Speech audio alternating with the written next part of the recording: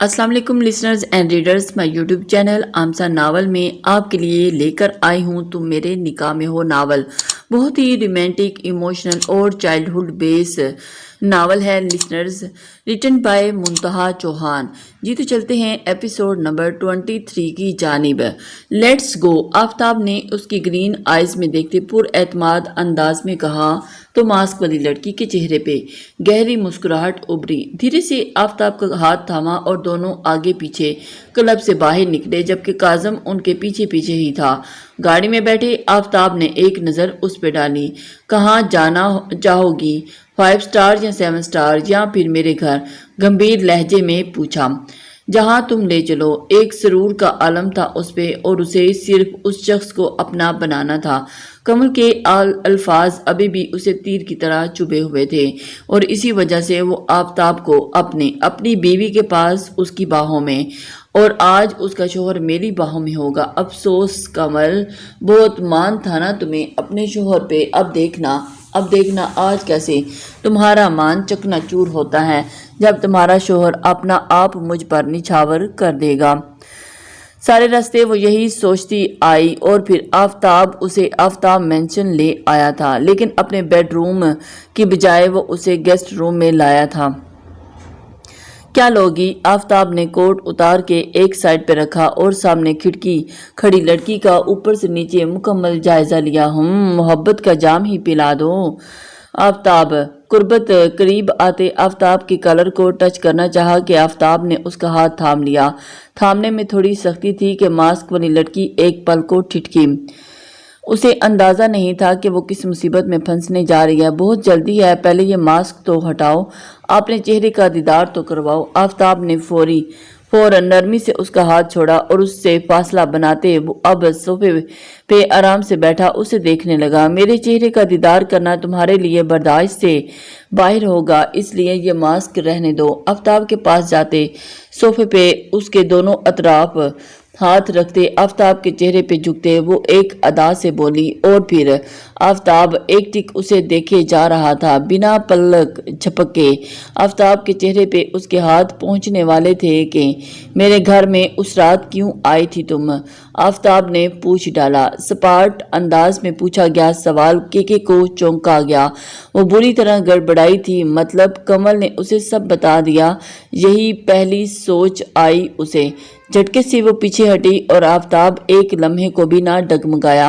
ओहो, तो बीवी ने बता दिया। जहां ये बताया कि मैं वहां आई थी, ये नहीं बताया कि क्यों आई? केके ने सीने पे बाजू बांधे तंजिया अंदाज में पूछा। आफ्ताब एक झटके से उठता उसके पास आया। अपनी गंदी जुबान से मेरी बीवी का नाम भी मत लेना तुम। आफ्ताब ने गुस्से से उसका गला दबाया, जबकि 2 ही सेकंड में उसे डांच देती वो दूर जा चुकी थी। खड़ी हुई। ना, केके को कमजोर समझने की गलती ना करना। एक हाथ टेबल पर रखे वो एक अदा से मुस्कुराती बोली, जबकि गले में शदीद दर्द हुआ था जिसे वो छुपा गई। उस रात मैं तुम्हारी बीवी के कहने पे ही आई थी, जिसे वहां से जाना था किसी हाथ से मिलने, और अपनी जगह वो मुझे छोड़ के जाना चाहती थी ताकि मैं तुम्हें कंपनी दे सकूं। जहर उगलती वो आफ्ताब को एक आंख न भाई थी। जो झूठ मत बोलो, जो सच है वो बताओ। आफ्ताब जारहाना अंदाज में उसकी जानिब बढ़ा। और फिर सच ही है ये, वो उस रात किसी से मिलने वाली थी और उसी वजह से मुझे यहाँ बुलाया ताकि तुम्हें पता न चल सके। जहर खुंदा लहजे में कहा गया। आफ्ताब के दिमाग की रगें तन गई थीं और फिर वो हैरान हो गया था कि ये कैसे। अब अगर एक दफ़ा और मेरी बीवी का नाम लिया तो मैं भूल जाऊंगा कि तुम एक लड़की हो और फिर आगे के अंजाम की तुम खुद जिम्मेदार होगी। अच्छा, तो फिर उस रात कहाँ थी तुम्हारी बीवी? बताओ। केके ने एक और पत्ता फेंका। आफ्ताब की आंखों में उस रात के लम्हे गुजरे जिनमें सिर्फ कर्ब था, लेकिन कर्ब के लम्हे याद था तो उसे भूला न था कुछ भी, और इसी वजह से मेरी बीवी मेरे साथ थी, मेरे पास, समझी तुम? इसके अलावा तुम? आफ्ताब सख्त गुस्से में बोला, जिस पे केके तो बिफर ही गई थी। وہ حیران رہ گئی کہ ایسے کیسے ہو سکتا ہے۔ او ریئلی، پھر میں یہاں کیسے آئی؟ مجھے یہاں کا راستہ کس نے دکھایا؟ کے مکمل طور پہ آفتاب کو کنول سے بزد کرنے کی کوشش کر رہی تھی، لیکن آفتاب بنا جواب دیے اس کی جانب بڑھا۔ وہ اتنے قدم دور ہوئی اور پھر آفتاب اسے اپنے قریب کر گیا۔ میرے قریب مت آنا ورنہ اچھا نہیں ہوگا، انگلی اٹھا کے غصے سے وارن کیا گیا، جبکہ سامنے آفتاب خان تھا۔ وہ کہاں رکنے والا تھا، وہ بھی آفتاب خان۔ تم جیسی گھٹیا لڑکی کی باتوں میں آ کے میں اپنی بیوی پہ شک کروں گا؟ دانت پیستے ہوئے وہ اسے ایک دم وارن کر گیا۔ ہاں ہاں ہاں، شک نہیں یقین، مجھے دیکھنا چاہتے ہو نا، یہی خواہش ہے نا تمہاری، لیکن مجھے دیکھنے کے بعد تم خود کو بھی کھو دو گے، یہ یاد رکھ لینا۔ اب کی بار وہ آفتاب کی جانب بڑھی اور اس کے بہت قریب کھڑی ہوتی۔ آفتاب کے ماتھے پہ بال پڑے اور اس کی گرین آئیز ماسک سے آفتاب کا مذاق اڑاتی دکھائی دی۔ دھیرے سے اس لڑکی نے ماسک الٹا اور اس کے چہرے پہ ایک بہت پیاری سی مسکان تھی، جبکہ آفتاب اس کا چہرہ دیکھتا سن ہو گیا تھا۔ میرے بن جاؤ ورنہ مار ڈالوں گی، اس کے کان کے قریب ہوتی وہ سرگوشی کر گئی۔ آفتاب، وقت جیسے وہیں تھم سا گیا۔ آفتاب اپنی جگہ سے ہل نہ سکا۔ کہ دھیرے دھیرے اس کی حالت کا لطف اٹھاتی پیچھے ہوتی چلی گئی اور اس کے چہرے پہ موجود پراسرار مسکراہٹ آفتاب کو زلزلوں کی دوش پہ کھینچ لائی تھی۔ کہ مسکراتی ہوئی پیچھے ہوتی وہاں سے کچھ پل میں ہی غائب ہوئی تھی، اور پھر آفتاب چاہ کے بھی اسے پیچھے نہ جا سکا، وہی زمین پہ بیٹھتا چلا گیا۔ کچھ پل گزرے کہ کاظم اندر بھاگتا ہوا آیا اور اس کا سانس پھولا ہوا تھا۔ وہ لڑکی فرار ہوگی، اسے دکھ ہوا تھا کہ ہاتھ آئی وہ کیسے نکل گئی، جبکہ آفتاب کے ہاتھ میں اس کا نکل جانا کاظم کو ہضم نہ ہوا۔ وہ چاہتے ہوئے بھی کاظم کو کچھ نہ کہہ سکا۔ دوسری طرف آفتاب زمین پہ ایسے بیٹھا تھا جیسے سب کچھ ہار گیا ہو، سوچنے سمجھنے کی تمام صلاحیتیں مفقود ہو گئی ہوں۔ اس نے حالی نظروں سے کاظم کو دیکھا اور کاظم کو اس کی حالت سمجھ نہ آئی۔ کاظم، مجھے اکیلا چھوڑ دو، آفتاب نے آنکھیں بند کرتے کرب سے کہا۔ کچھ پل یوں ہی بیت گئے۔ کاظم مرے قدموں سے اٹھ کے وہاں سے باہر آ گیا۔ یہ تکلیف سب تکلیفوں پہ بھاری تھی کہ اس کی بیوی صرف ایک دھوکہ تھی، ہاں صرف ایک دھوکہ۔ اپنے دل میں موجود اس کے لیے جذبات پہ آج وہ دکھی تھا۔ وہ اتنا ضرور جانتا تھا کہ وہ کسی نہ کسی وجہ سے یہ سب کر رہی ہے، اور اس کا آفتاب کی زندگی میں آنا بھی ایک چال تھی۔ وہ نہیں تھی جو دکھتی تھی، وہ تو در حقیقت یہ تھی جو آج سامنے تھی۔ وہ ٹوٹ چکا تھا، بکھر رہا تھا کہ تبھی موبائل پہ کال آتی دیکھ کے وہ چونکا اور ایک دم حیران رہ گیا اور ہونک بنا کال اٹینڈ کرنے کی کوشش کرنے لگا۔ دروازہ زور زور سے پیٹا جا رہا تھا۔ کنول کا دل بری طرح دھڑک رہا تھا، اور اس سے پہلے کہ دروازہ کھلتا کہ دروازے کے اوٹ میں وہ کھڑی ہوگی، وہ فوراً دروازے کے پیچھے ہی جا چھپی۔ وہ جانتی تھی کہ سب کو صرف ایک وجہ چاہیے اسے یہاں سے نکالنے کی، اور وہ انہیں کبھی نہیں دے سکتی تھی۔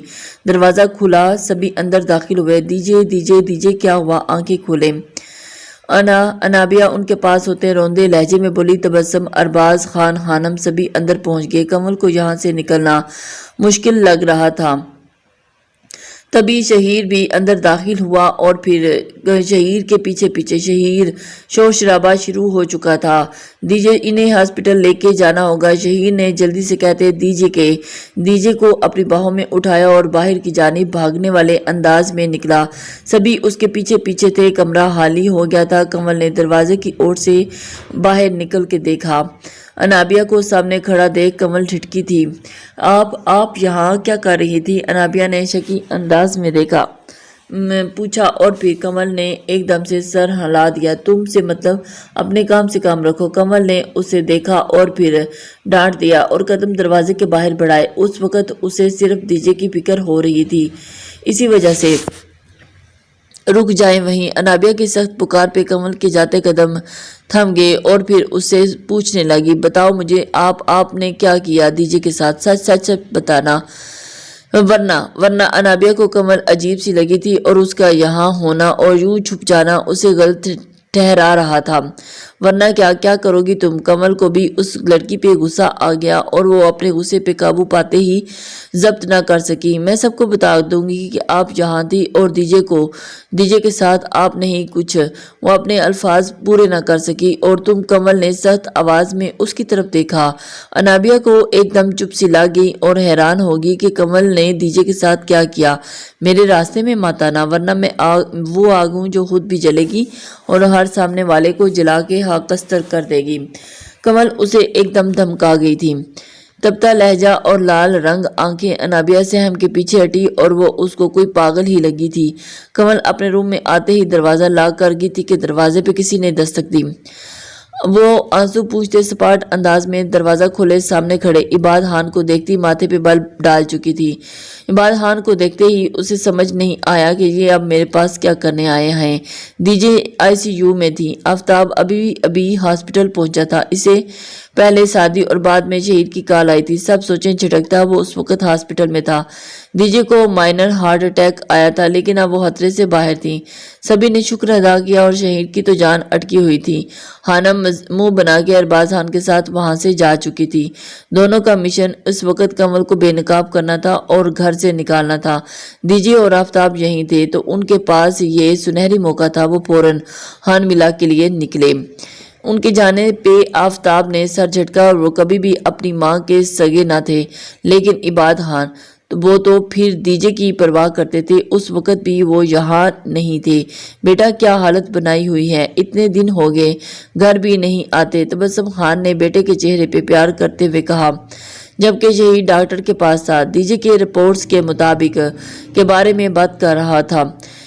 شہید کو دیجے کی سخت فکر ہو رہی تھی۔ امی جان ایک بات پوچھوں آپ سے؟ وہ دکھی انداز میں لال آنکھوں سے انہیں دیکھتے کہنے لگا جبکہ اس رات اس کی آنکھیں رت جگہ کا پتہ دے رہی تھی۔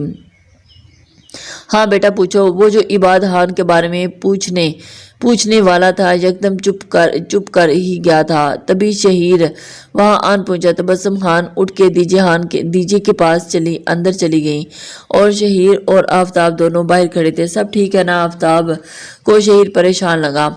اور یہ ان کو دوسرا ہارٹ اٹیک ہوا ہے آفتاب بھائی؟ وہ اداس اور پریشان حال تھا۔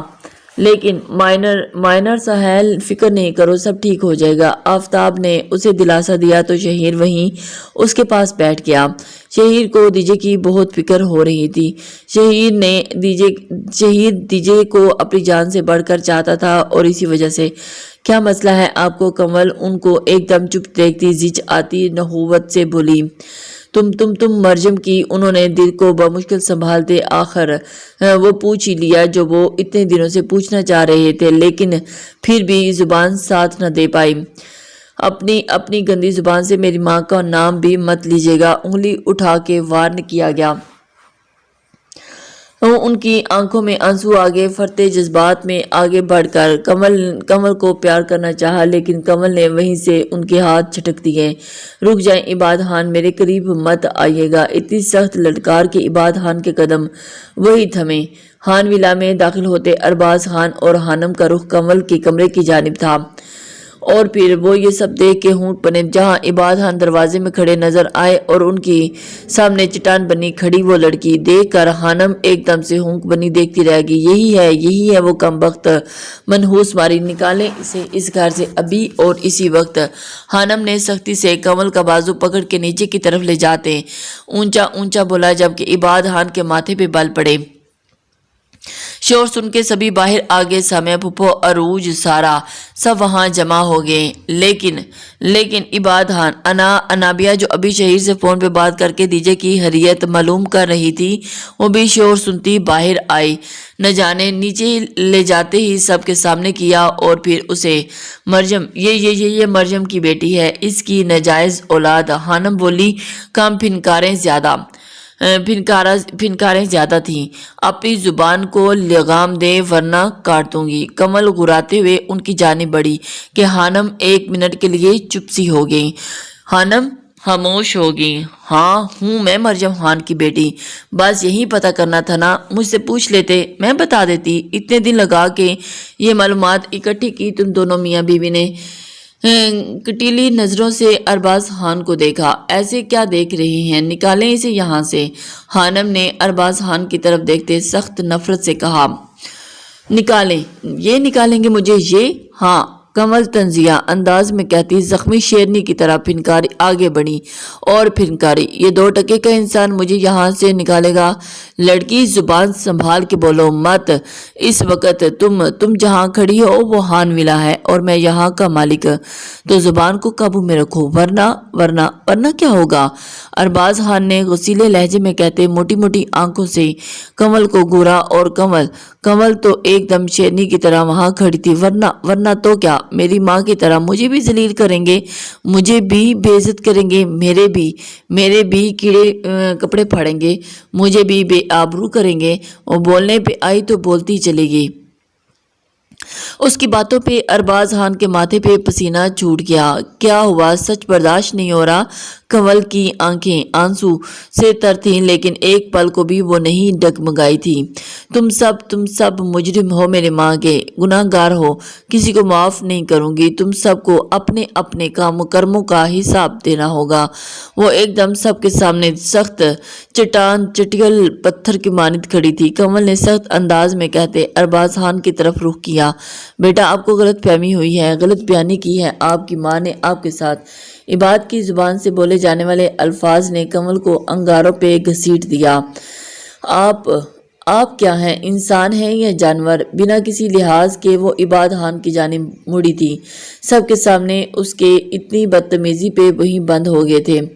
اور پھر شرم نام کی کوئی چیز ہے آپ کے اندر؟ وہ تلخ لہجے میں بولی تھی۔ عباد خان لب پیچھے ایک دم خاموش ہو گئے۔ اب نا بہت ہو گیا، نکلو یہاں سے۔ خانم نے پھر سے اسے بازو سے سختی سے پکڑ کے دروازے کی طرف دھکا دیا کہ سامنے کھڑے آفتاب کے سینے سے جا ٹکرائی۔ کنول اس چٹان کو دیکھتی رہ گئی۔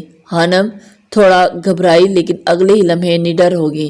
کیا کر رہی ہیں آپ یہ سب؟ آفتاب کی زوردار آواز پہ سبھی سہم گئے۔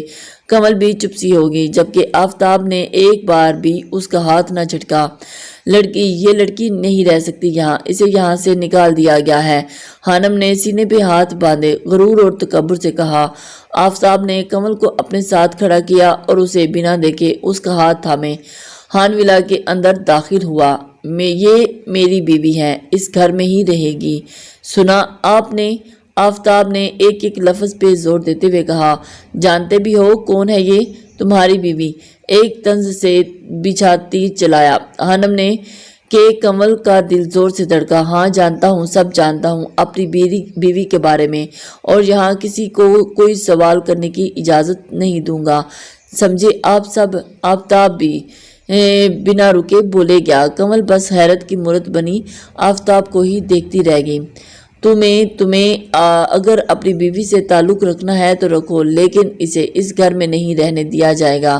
ارباز خان بھی غصے سے آگے بڑھے اور پھر آفتاب خان، اگر آپ کیا کوئی بھی روک نہیں سکتا۔ آفتاب بھی گرایا تھا۔ سارے فساد کی جڑ یہ لڑکی ہے، اسے پہلے یہاں سے نکالو، نہیں تو جان لے لوں گی میں اس کی۔ جارحانہ تیور سے کہتی خانم ان کی آپسی لڑائی سے گھبراتی کنول کی جانب بڑھی کہ آفتاب اس کے آگے ڈھال بن کے کھڑا ہو گیا۔ خبردار جو میری بیوی کو چھونے کی بھی کوشش کی ہو تو۔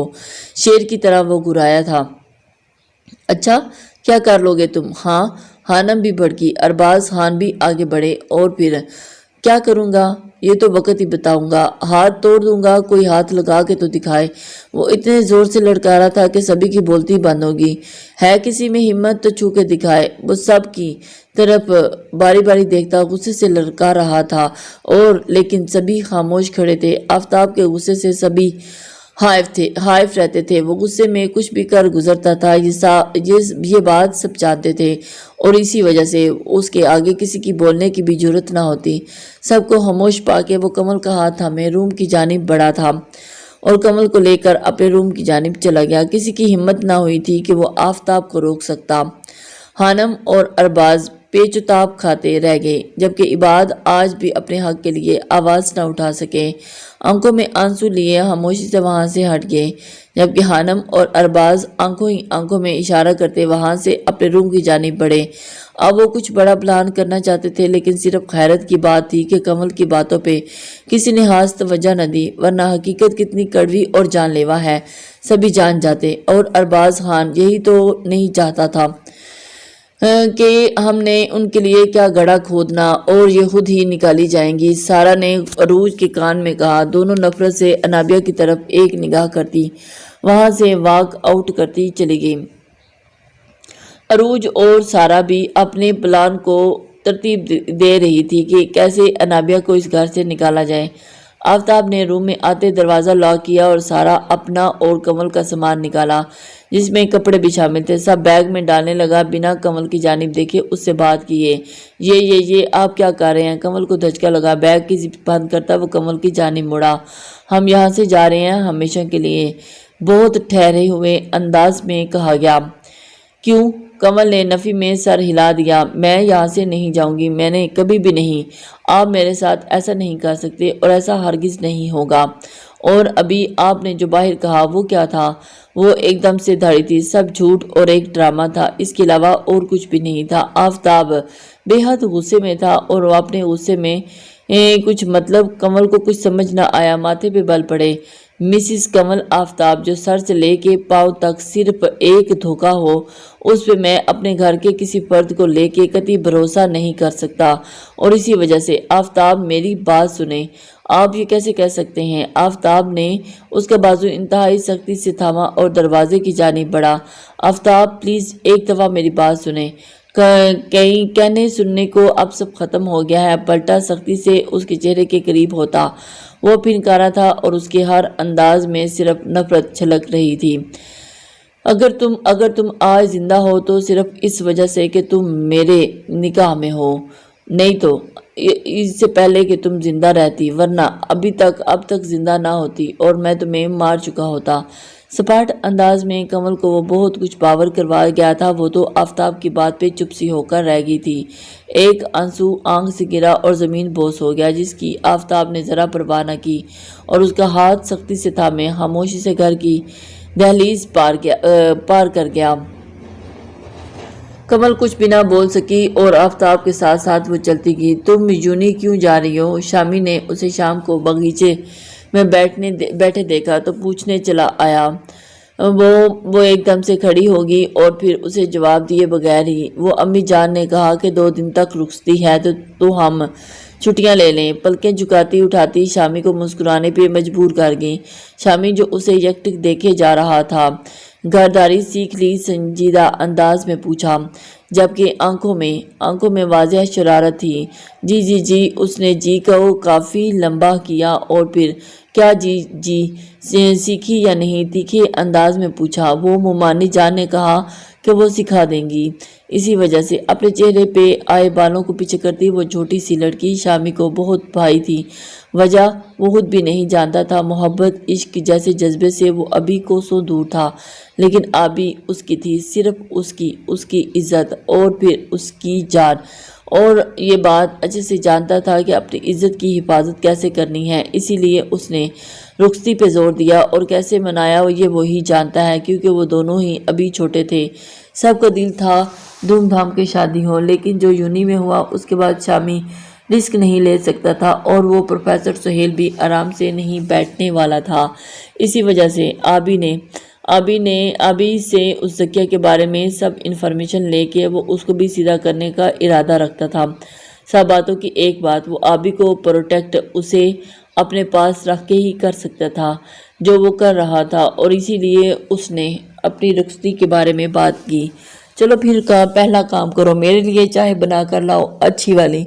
اس کے قریب رکھی چیئر پر گھسیٹ کے بیٹھتے ہوئے بہت رو والے انداز میں کہا۔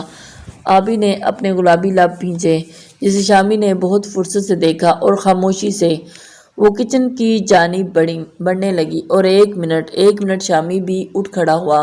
میں بھی ساتھ چلتا ہوں، یہ نہ ہو کہ پھر سے ہاتھ جلا لو اور پھر ساری بات میرے پہ آ جائے، میں یہ نہیں چاہتا کہ تمہارا ہاتھ جلے، احسان جتانے والے انداز میں کہتا اس کو لیے اندر کی جانب بڑھ گیا، جبکہ اس کا ہاتھ تھامے وہ جو بنا اس کی جانب دیکھے چلا جا رہا تھا۔ آبی اس کا ہاتھ اپنے ہاتھ میں دیکھتے زیر لب مسکرائی اور دل میں ہلکی سی گدگدی ہوئی۔